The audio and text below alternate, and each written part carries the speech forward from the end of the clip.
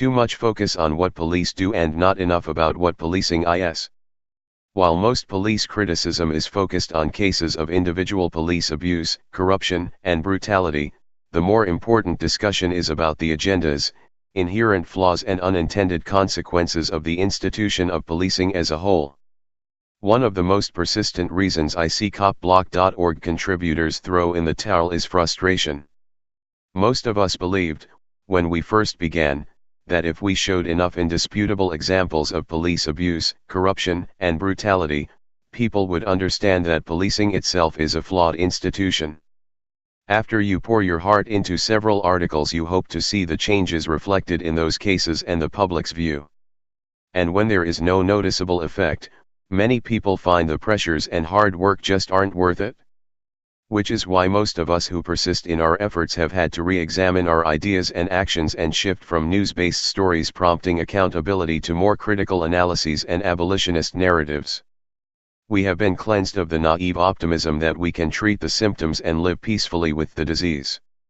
At the same time, despite the fact that exploring the deeper issues of policing requires a lot more research and work, these sort of articles tend to be largely ignored. Re-reporting mainstream news stories of police abuse, corruption, and brutality fares well with those who can only be moved by outrage, and it brings in the numbers.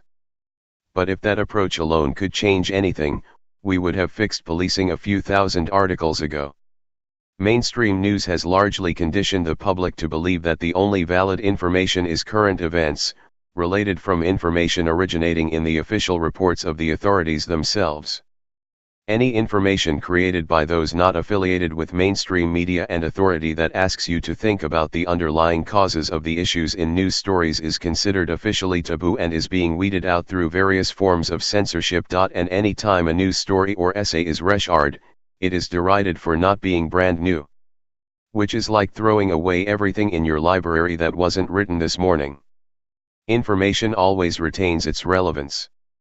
Complaints of story reposts are a sad indicator that so many have been conditioned to view information in the fast food consumption model of mainstream news.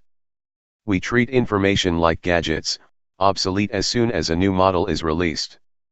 But that isn't how information works, and it is certainly not conducive to critical thinking in the least. In order to break the momentum of this social conditioning, it becomes important that those of you who are interested in the issues of policing start to give more value to the information here at COPBLOCK, and everywhere else, that goes beyond current events to examine the deeper implications of policing.